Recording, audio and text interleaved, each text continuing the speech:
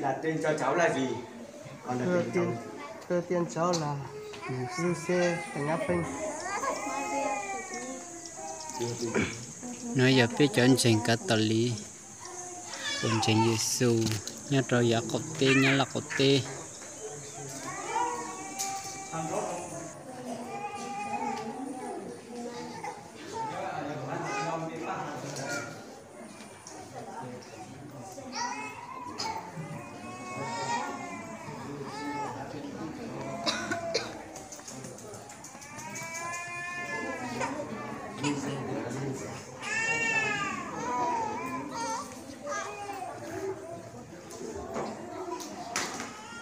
Các anh chị xin hội thánh cho cháu điều gì?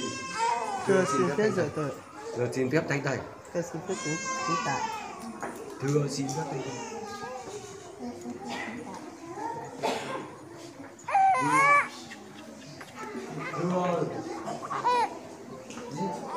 Thưa xin phép thánh thầy. Đọc lại.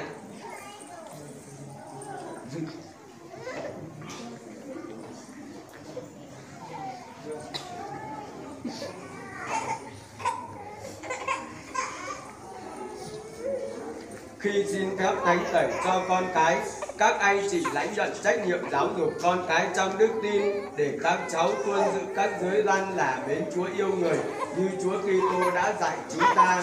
Các anh chị có ý thức điều đó không? Thưa có.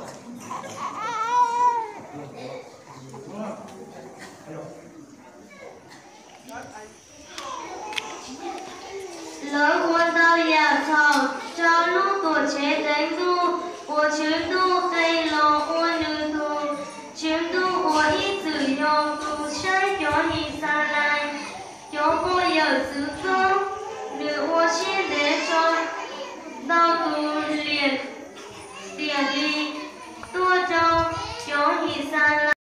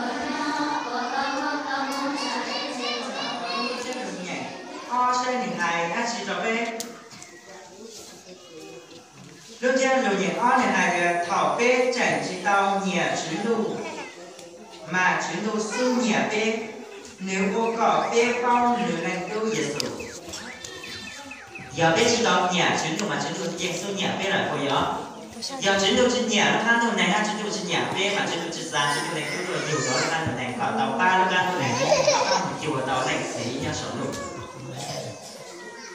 nửa giờ lúc đó này do cho khỏi thì để chọn gì ta ít xem ít gì ta chỉ chứng trời về số ta tôi chứng tỏ nhau chứng tỏ sao người dân chỉ sáng đường trở tin này ngõ ta tiết rồi của gì của sọc Nếu bỏ lúa ô khó thể mà những chỉ sáng bỏ.